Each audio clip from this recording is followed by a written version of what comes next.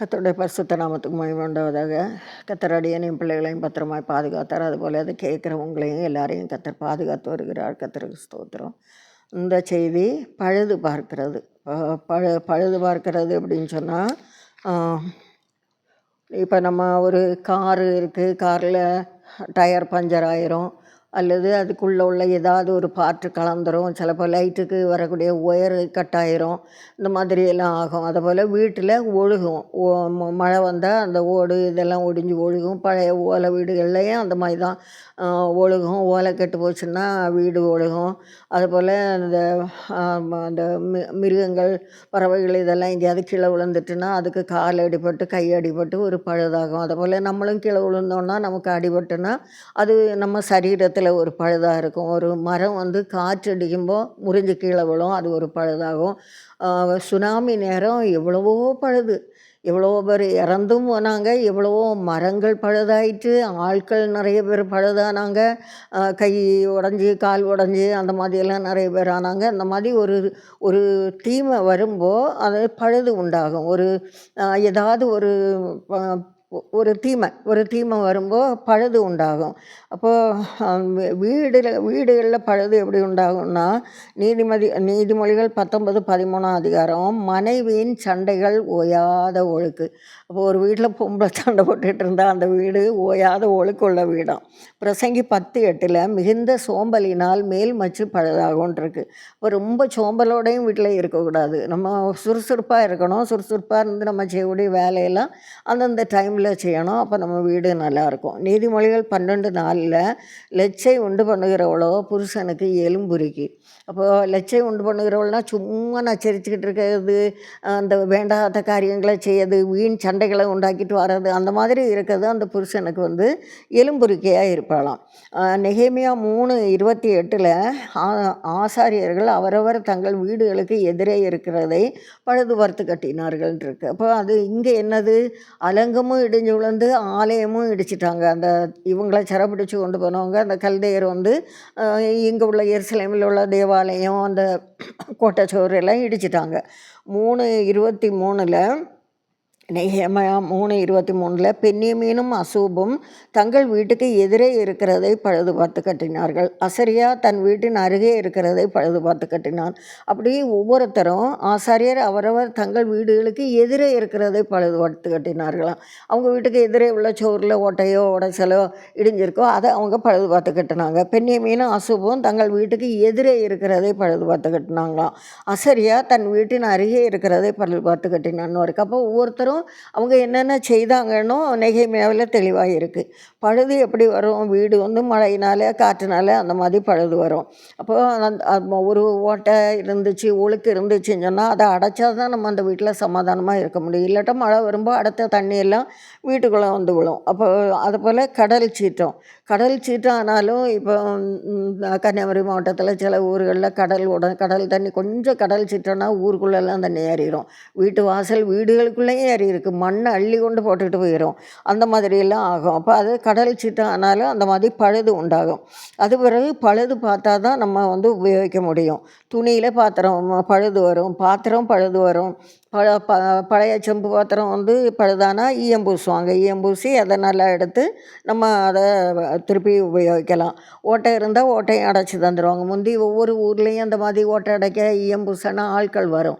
அவங்க மண்ணை தோண்டி ஒரு தோல் பை மாதிரி ஒன்று இருக்கும், அதை போட்டு ஒரு சைடில் ஒரு குண்டு உண்டாக்கி அதில் கொஞ்சம் கறியை போட்டு அதில் அந்த ஒரு சிரட்டையை கொளுத்தி அதில் தீயை உண்டாக்கி அந்த வெப்பத்தில் அந்த பாத்திரங்களை வச்சு சூடாக்கி எம்பூசுதும் ஓட்டை அடைக்கிறதும் இந்த மாதிரியெல்லாம் செய்து தருவாங்க. அப்படி பாத்திரங்களுக்கு பழுது நீக்கி தருவாங்க, ஓட்டையெல்லாம் அடைச்சி தருவாங்க. வாகனம் பழுதுன்னா அதுக்கு டயர் எல்லாம் டயரில் பழுதுன்னு சொன்னால் டயரை மாற்றணும். உள்ளே ஏதாவது ஸ்பேர் பழுதுன்னு சொன்னால் அது சவுண்டு கேட்கும், கார் ஒழுங்காக ஓடாது, எங்கேயாவது வழியில் நின்றோம். அதுக்கு அப்போ பழுது பார்த்துட்டு போனால் தான் அதெல்லாம் ஒழுங்காக ஓட்ட முடியும். வேறு சத்தம் உண்டானா நம்ம வாகனங்களை கவனிக்கணும். வீட்லேயும் அப்படி தான். வேறு ஏதாவது சத்தம் உண்டாச்சுன்னா இங்கே எதுவும் பூச்சி வந்திருக்கோ, பழைய காலத்துலலாம் கரெக்டாக கண்டுபிடிச்சிருவாங்க. ஏதாவது வித்தியாசமாக சத்தம் உண்டாக்குனா வெளியில் என்ன பிராணி போகுது அப்படின்னு சொல்லி கரெக்டாக சொல்லிடுவாங்க. அப்போது வாகனத்தில் ஏதாவது இந்த மாதிரி பிரச்சனைனா ஓட்ட முடியாது, வழியில் நிற்கும், அங்கங்கே பிரேக் டவுன் ஆகி கிடக்கும். ஆகாரத்தில் பழுது, ஆகாரத்தில் பழுதுன்னா கெட்டுப்போன சாப்பாடை நம்ம சாப்பிடக்கூடாது. அதுதான் ஆகாரத்தில் பழுது. கெமிக்கல் அதிகம் உள்ள சாப்பாடு இப்போல்லாம் நிறைய அந்த ஜூஸுகள் எல்லாம் நிறைய கெமிக்கல் போடுறாங்கன்னு மாறி மாறி வருது. உண்மையாகவே அது வந்து கேடு தான். பிளாஸ்டிக் பாட்டிலில் ரொம்ப நாள் இருக்கிறத குடிக்காமல் இருக்கிறது நல்லது. அதிலெல்லாம் நிறைய கெமிக்கல் எப்படியும் சரீரத்தில் ஒரு மாற்றத்தை அது உண்டாக்கும்.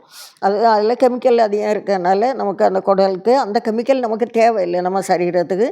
அப்போ அதை குடிக்கும்போது நமக்கு பிரச்சனைகளை உண்டாக்கும். விஷம் கலந்து இருக்கும். சில அந்த கெமிக்கல் வந்து விஷமாக மாறி இருக்கும். மேல் படிப்பு, தலைமை படிப்பு, பர்சனாலிட்டி இதெல்லாம் பார்த்து தான் ஒரு பழுதில்லாத ஆட்களை தான் பழைய காலம்லாம் அந்த ஐஏஎஸ்ஸுக்கோ டாக்டருக்கோ படிக்கணுன்னா அவங்க பர்சனாலிட்டி பார்த்து தான் அப்போல்லாம் இந்த சீட்டு கொடுப்பாங்க படிக்கிறதுக்கே. இப்போ வந்து அதெல்லாம் மாறிட்டு திறமை அனுசரித்து கொடுக்குறாங்க. அப்போ வந்து பர்சனாலிட்டி ரொம்ப முக்கியம். எங்கள் வீட்டில் நான் கோழி நிறைய வளர்த்தேன். கோதையாரில் இருக்கும்போது அப்போ நிறைய கோழி குஞ்சு ஒரு மாதம் 2, 3 கோழி அடை எடுத்து விட்ருவேன். நிறைய குஞ்சுகள் நிற்கும். அப்போ அது வளர்ந்து வரும். திருப்பி வளர்ந்து வர நேரம் அடுத்தது குஞ்சு பொரிக்கும். இப்படி எப்படியும் ஒரு மாதத்துக்கு 2 செட்டு எடுத்து விட்டு எல்லா சைஸ்லேயும் கோழி நிற்கும். எங்கள் வீட்டில் கோழி குஞ்சுகள் நிற்கும். அப்போ ஒருக்கா எப்படி 14, 15 எல்லாம் கோழி குஞ்சு பொரிச்சு வந்துடும். அது வந்து ஒரு 2 வாரம் ஆன கோழி குஞ்சு திடீர்னு ஒன்று செத்து விழுந்துட்டு. அப்போ வீட்டு முன்னுக்கு தான் மேய்ஞ்சிட்டுன்னு என்னடா இப்படி செத்து விழுந்து அப்படின்னு சொல்லிட்டு பார்த்தா பின்னும் 2, 3 மயங்கி விழுந்து 2, 3 குஞ்சு செத்து போச்சு. அதனால் நான் அதை எடுத்து ஒருவேளை என்ன தின்னுச்சுன்னு தெரியலையேனும், தின்னுச்சா பாம்பு எதுவும் கடிச்சுதா அப்படின்னு சொல்லிட்டு ஒன்றை எடுத்து பிச்சு பார்க்கேன். அதுக்கு குடலுக்குள்ளே அந்த கிழங்குல அங்கெல்லாம் கட்டு வந்து இந்த கிழங்குக்கு மேலே இருக்கிற தோலை உரிச்சிட்டு அதுக்குள்ளே இருக்கிறத இழைச்சி தள்ளிட்டு தான் அவிப்போம். அது நல்ல டேஸ்ட்டாக இருக்கும். அந்த இழைச்சி தள்ளினதை தூக்கி தூர போட்டிருந்தேன்ல, நான் வச்சுருந்தேன், நான் போட்டது தான். அதை அந்த கோழி குஞ்சு எல்லாம் பறக்கி தின்னுட்டு 2, 3 செத்து போச்சு. பிறகு பாக்கி உள்ள குஞ்சுக்கு தேங்காய் பால் எடுத்து ஊற்றி விட்டேன். அதுக்கு பழச்சிக்கிட்டேன். அதுக்கு பிறகு அந்த கிழங்குல உள்ள கட்டு ஒன்றும் இங்கே போட மாட்டேன்.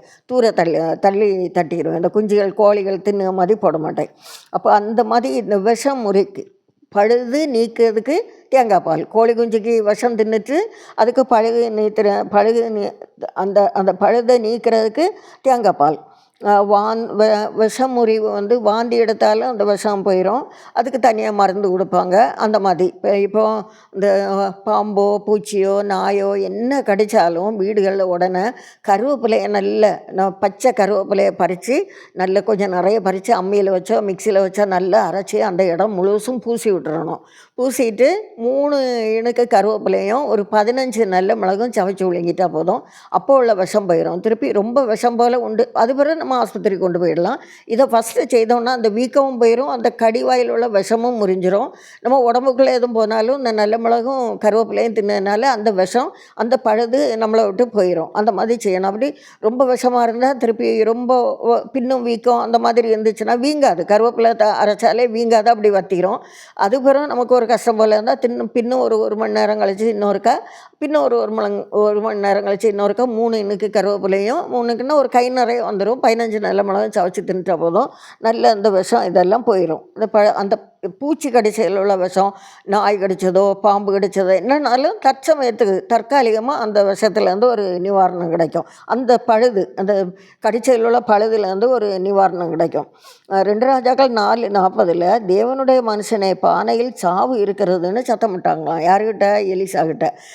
அப்போ பஞ்சம் வந்திருக்கு. அந்த நேரம் இவங்க என்ன செய்தாங்க, காட்டில் போய் இந்த கீரை கொடிகள்லாம் அறுத்துட்டு வந்து ஒருத்தன் தெரியாமல் பேய் கும்மட்டி காயும் அந்த கீரையும் அறுத்துட்டு வந்து போட்டு கூழ் காய்ச்சிருக்காங்க. கூழ் காய்ச்சி அதை சாப்பிடும்போது அவங்களுக்கு சாப்பிட முடியலை. கசக்கும் இல்லை விஷம் சொன்னால் ஒன்றும் தேவனுடைய மனுஷனே பானையில் சாவு இருக்குதுன்னு சத்தம் போட்டாங்க. அப்போ உடனே இவர் என்ன செய்தார், கொஞ்சம் மாவை கொண்டு வர சொல்லி அதில் போட்டுட்டு இப்போ பழுது நீங்கிட்டு இனி நீங்கள் சாப்பிடுங்க அப்படின்னு சொல்லுவார். அப்போ இவங்க சாப்பிட்றாங்க. எனக்கு சின்ன பிள்ளைகளில் நோட்டு புஸ்தகம் எதுனாலும் ஒரு மாதத்துலே ஒரு சென்டிமீட்டர் கனத்தில் வாங்கி கொடுக்க நோட்டு நல்ல இவ்வளோ ஒரு 4 இன்ச்சுக்கு மேலே கனமாயிரும். ஒவ்வொரு தாளும் அப்படி உருண்டு எல்லா நோட்டும் அப்படியே ஆயிரும். அப்போ எனக்கு பிள்ளைகள் மாறி மாறி சொல்ல என்னன்னா, "எடி எனக்கு அறிவியல் பப்படக்கட்ட கொண்டா, எனக்கு சோசியல் பப்படக்கட்ட கொண்டா, எனக்கு கணக்கு பப்படக்கட்ட கொண்டா, எனக்கு தமிழ் பப்படக்கட்ட கண்டியா?" ஒரு அதேபோல இவளும் அங்கே அப்படிதாங்க கேட்பாளே, "எனக்கு தமிழ் பப்படக்கட்ட கண்டியா? எனக்கு சோசியல் பப்படக்கட்ட கண்டியா? எனக்கு சயின்ஸ் கிட்ட கண்டியா?" அப்போ நோட்டுக்கு இவங்க வச்சுருக்க பேர் அது பழுது. அது வந்து ஒரு 4 மாதம் தான். அதுக்கப்புறம் இன்னும் புது நோட்டு வாங்க வேண்டியது தான். அந்த மாதிரி சின்ன பிள்ளைகள் அப்படி பண்ண அதுகளுக்கு பத்திரமா பார்க்க தெரியாது. எப்படியும் அந்த நோட்டு, புக்கு இதெல்லாம் பழுதாயிரும். அப்போ அந்த பழுதை நம்ம நீக்கணும். பழுதை நீக்கணும்னா புது நோட்டு வாங்கி அதில் எழுதி கொடுக்கணும். உபாகமம் 15:21 முடம், குருடு முதலான யாதொரு பழுது இருந்தால் அதை உன் தேவனாகிய கர்த்தருக்கு பலியிட வேண்டாம். அப்போ ஒரு ஆடோ மாடோ நம்ம ஏதாவது பலியிட கொண்டு போனோம்னா அதில் குருடாக இருந்தாலும் பலியிடக்கூடாது, முடம் கை கால் முடமாக இருந்தாலும் அதை பலியிடக்கூடாது. தேவனே சொல்லுவார் அதை. லேவியராமம் 22:22 குருடு, நெரிசல், முடம், களலை, சொறி, புண் முதலிய பழுதுள்ளவைகளை கர்த்தருக்கு பலிபீடத்தின் மேல் தகன பலியாக பலியிடாமலும் இருப்பீர்களாக. அப்போ இப்படிப்பட்டதெல்லாம் நம்ம தேவனுக்கு பலி செலுத்தக்கூடாது. நமக்கு பழுது என்ன? இப்போ இதெல்லாம் தேவனுக்கு இந்த மாதிரியெல்லாம் இருந்தால் நம்ம தேவனுக்கு கொடுக்கக்கூடாது. நம்மகிட்ட உள்ள பழுது என்னன்னு நம்ம கண்டுபிடிக்கணும். நம்ம கரெக்டாக இருக்கோமா, நம்மகிட்ட என்ன பழுது கண்டுபிடிக்கணும். இயேசு கிறிஸ்துவக்கிட்ட வந்த பழுதுள்ளவங்க நிறைய பேர் வந்தாங்க. இந்த அதாவது நீர்க்கோவை வியாதி உள்ளவன், திரும்பி எழும்பி கூனி 18 வருஷமாக கூனிட்டு இருந்த கூனி வந்துச்சு, அதுக்கு சுகம் கொடுத்தாரு. 12 வருஷம் பெரும்பாடுள்ள ஸ்திரீக்கு சுகம் கொடுத்தாங்க. இன்னும் எத்தனையோ வியாதியஸ்தர்களை அவர்கிட்ட கொண்டு வந்தாங்க. கொண்டு வந்த எல்லாரையும் அவர் சுகமாக்கினார். அவருக்கு வஸ்திரத்தை தொட்டவங்களுக்கு சுகம் கிடச்சிது, பழுது நீங்கிச்சு. அப்போ பேதுரு, பவுல் அப்போஸ்தலன் இவங்ககிட்டையும் நிறைய பேர் ஊழியக்காரங்கிட்ட இப்போவும் நடக்குது. அது ஊழியக்காரங்கிட்ட எல்லாம் அந்த வியாதி உள்ளவங்க வராங்க. அவங்க ஜெபம் பண்ணி அவங்களுக்கு சுகத்தை வாங்கி கொடுக்குறாங்க. இயேசு கிறிஸ்து சுகம் கொடுக்குறாரு. நெகேமியா 2 நீ துக்கமுகமாக இருக்கிறது என்னன்னு சொல்லிட்டு நெகேமியாட்ட அந்த ராஜா கேட்காரு. அப்போ உடனே இவர் சொல்லார், என் பிதாக்களின் கல்லறைகள் இருக்கும் ஸ்தலமாகிய நகரம் பாழானதும் அதன் வாசல்கள் அக்கினியால் சுட்டரிக்கப்பட்டதுமாய் கிடக்கும்போது நான் துக்கமுகத்தோடு இராதிருப்பது எப்படி அப்படின்னு சொல்லுவார். உடனே ராஜா என்ன வேணும்னு கேட்காரு. அப்போ எருசலேமுக்கு நான் போகணும், அதை ஒன்று ரிப்பேர் பார்க்கணும், பழுது நீக்கணும். அப்போ அவர் அதுக்கு பெர்மிஷன் கொடுக்காரு. கொடுத்தோன்னே இவர் இங்கே எருசலேமுக்கு வந்து தான் அந்த பழுதெல்லாம் நீக்கிறது. அதுதான் அந்த ஆசாரியர்கள், இதெல்லாம் ஆசாரியர்கள் அந்த பெண்ணியமீன் இப்படி மாறி மாறி அவங்க பழுது பார்ப்பாங்கல்ல, அதெல்லாம் அதுக்கு பிறகு நடக்கக்கூடியது. அப்போ நம்ம ஜீவிதம், சரீரம், வீடு, குடும்பம், சபை பழுது பார்க்கப்பட வேணும். அப்போ நம்ம ஜீவிதத்தில் நம்ம தேவனுக்கு பிரியமில்லாதது என்ன செய்கிறோம், என்ன பாவம் செய்கிறோம், என்ன குற்றம் நம்மகிட்ட வருது, பரிசுத்தத்தை கெடுக்கக்கூடிய எந்த காரியம் நம்மகிட்ட இருக்குது, நம்ம வீட்டில் இருக்குது, நம்ம பிள்ளைகள்கிட்ட இருக்குது, நம்ம சபையில் இருக்குது, அதெல்லாம் பார்த்து அதெல்லாம் மாற்றதுக்கு நம்ம சொல்லி கொடுக்கணும்.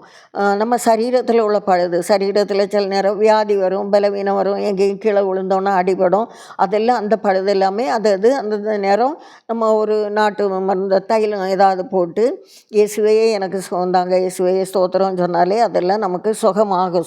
சுகம் தந்துடுவார், இயேசு சுகம் தந்துடுவார்.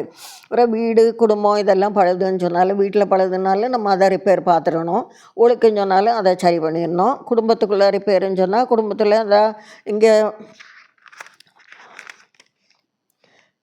மனைவியின் சண்டைகள் ஓயாத ஒழுக்கு மிகுந்த சோம்பலினால் மேல்மச்சு பழுதாகும்.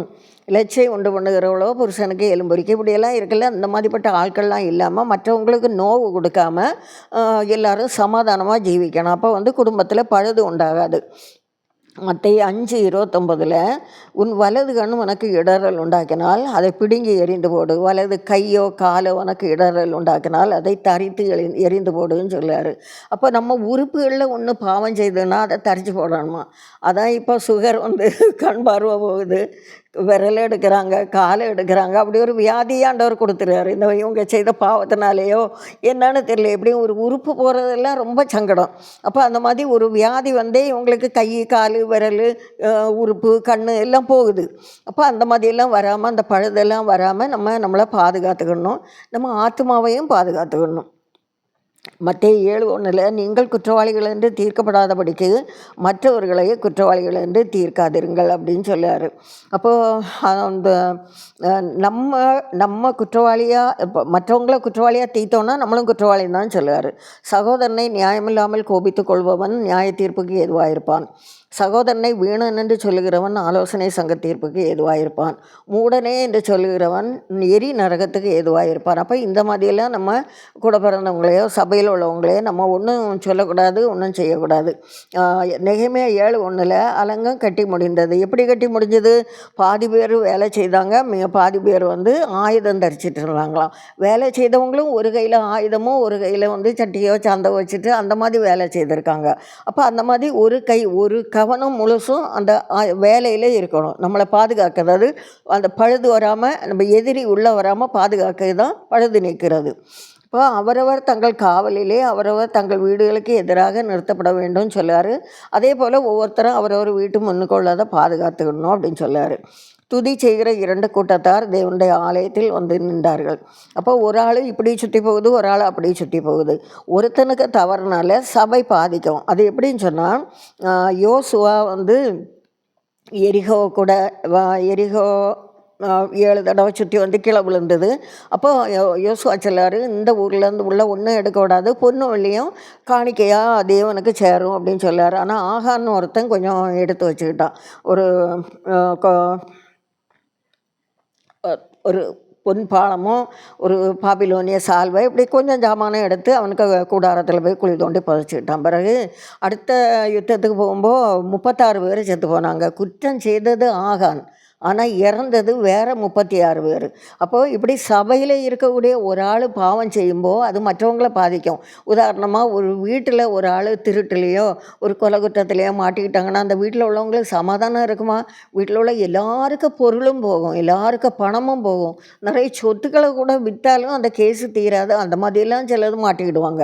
அப்போ அந்த மாதிரியெல்லாம் இல்லாமல் இப்படி ஒரு ஆளுக்கு ஆகான் செய்த அந்த குற்றத்தில் வேறு 36 பேர் செத்தாங்க. அந்த யுத்தத்தில் அவங்க அந்த ஒரு சின்ன ஊர் தான், அதுக்கு யுத்தத்துக்கு போகும்போது அவங்க ஜெயிக்க முடியாமல் 36 பேரை கொண்டுருவாங்க. திருப்பி ஆண்டவர் பாதத்தில் இருக்கும்போது தான் ஆண்டவராக அந்த ஆகானுக்கு காரியத்தை காட்டி கொடுக்குது. யோசுவாவில் இருக்குது. அசுத்தம், லஞ்சம், பொய், திருட்டு இதெல்லாம் சபைக்குள்ளே இருக்கக்கூடாது. சபைக்குள்ளே நம்ம வீட்டுக்குள்ளேயும் இருக்கக்கூடாது, நம்ம மைண்டுக்குள்ளேயும் இருக்கக்கூடாது. நம்ம பொய் சொல்லக்கூடாது, நம்ம லஞ்சம் வாங்கக்கூடாது, மற்றவங்களுக்கு பொருள் பைசா நம்ம கையில் இருக்கக்கூடாது. நம்மளால் முடிஞ்ச வரைக்கும் நம்ம பொருளை கொண்டு மற்றவங்களுக்கும் நம்ம பகைவருக்கும் நம்ம உதவி செய்யணும். அப்படி தான் பைபிளில் இருக்குது.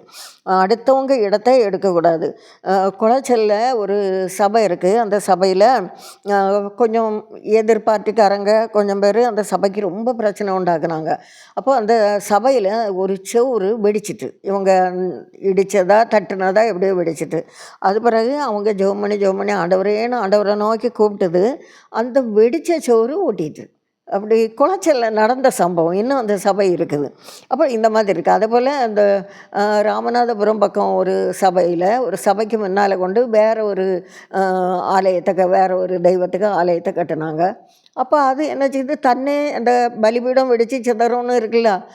இவர் யோசியா ராஜா காலத்தில் இரபயாம் காலத்தில் பலிபீடம் வெடித்து சிதறும். அதை யூதாவில் உள்ள ஒரு தீர்க்கதரிசி சொல்லுவார்ல, அதே போல் அந்த அந்த அந்த பீடமும் 2ஆக வெடிச்சிட்டான். இன்னும் வெடிச்சு தான் நிற்கிது. அதை ரிப்பேர் பண்ணாக்க ஒரு 4-5 பேர் வந்திருக்காங்க. அதில் 3 பேர் என்ன செத்து போனாங்களாம், 2 பேர் பக்கவாதத்தில் கிடக்குறாங்களாம். அந்த மாதிரி. அப்போ ஊழியத்துக்கு எதிராக ஆண்டவர் பிள்ளைகள் நீங்கள் கரெக்டாக இருந்தீங்கன்னா உங்களுக்கு எதிராக வர்றதெல்லாம் இந்த மாதிரி போயிடும். இந்த மாதிரி சம்பவங்கள் நடக்கும். அப்போ இங்கே வெடித்த சோறு ஒட்டிச்சு. ஆமோஸ் 9:12-14 வரை, விழுந்து போன தாவீதின் கூடாரத்தை நான் திரும்ப எடுப்பித்து அதன் திறப்புகளை அடைத்து பழுதாய் போனதை சீர்படுத்தி பூர்வ நாட்களில் இருந்தது போல அதை ஸ்தாபிப்பேன். அவர்கள் பாழான நகரங்களை கட்டி குடியிருந்து கனி புசிப்பார்கள். கனி ஆதாமுக்கு ஆகாரமாக்கும். அப்போ இவங்க நம்ம பழுதெல்லாம் நீக்கி நம்ம பரிசுத்தமாக இருக்கும்போது ஆண்டவர் என்ன செய்வார், அது இருந்தது போல் அதை சீர்படுத்தி ஆதி நாட்களில் இருந்தது போல் உங்கள் சபையை நான் சீர்படுத்துவேன். பாழான நகரங்களை கட்டி குடியிருந்து கனி புசிப்பார்கள். அப்போது பாழான நகரங்களை கட்டி கனி புசிப்பார்கள்னால் ஜீவன் உண்டு, நீங்கள் வந்து ஆயுசோட இருப்பீங்கன்னு சொல்லுவார். அப்போ இந்த இந்த வசனங்கள் இதெல்லாம் நம்ம கீழ்ப்படிந்து இந்த பழுதெல்லாம் நீக்கி பரிசுத்தமாக ஜீவிக்கும்போ நமக்கு என்ன கிடைக்கும்? நித்திய ஜீவன் கிடைக்கும். நம்ம ஜீவிதம் பழுது இல்லாமல் நம்ம ஜீவிதம் நல்லா ஆகும். நல்லா இருக்கணும். நமக்கு தேவன் நமக்கு வேண்டிய ஆகாரத்தை தருவார், நமக்கு வேண்டிய எல்லாம் தருவார். அவருக்கு முன்னால் அவருக்கு அவருக்கு சமூகத்தில் நம்ம ஜீவிக்கிறதுக்குள்ள பாக்கியத்தை ஆண்டவர் தருவார். இதெல்லாம் நம்ம கிடைக்கணும்னா என்ன செய்யணும்? நல்ல தினமும் பைபிள் வாசிக்கணும். ஆதியாகமத்திலேருந்து வெளிப்படுத்தல் வரை வாசிக்கணும். நல்ல ஜெபம் பண்ணணும். நம்மளால் முடிஞ்ச அந்த டைம் நடக்கிறதுக்கும் ஜெபம் பண்ணல, ஆண்டவர் கேட்பார். அப்போ அப்படியே நம்மளால் முடிஞ்ச அளவு ஜெபம் பண்ணணும். நம்மளால் முடிஞ்ச அளவு நற்கிரியை செய்யணும். யார் யாருக்கு நம்ம உதவி செய்ய முடியுமோ, நம்ம பகைவனும் பார்க்கக்கூடாது, யாருன்னு பார்க்கக்கூடாது, அவங்களுக்கெல்லாம் நன்மை செய்யணும். செய்யும்போது ஆண்டவர் வந்து நித்திய ஜீவனுக்கு நம்ம ஆயத்தப்படுத்துவார். Behold I bring life eternal Bible. இதோ நான் நித்திய ஜீவனை கொண்டு வருகிறேன். ஆமேன்.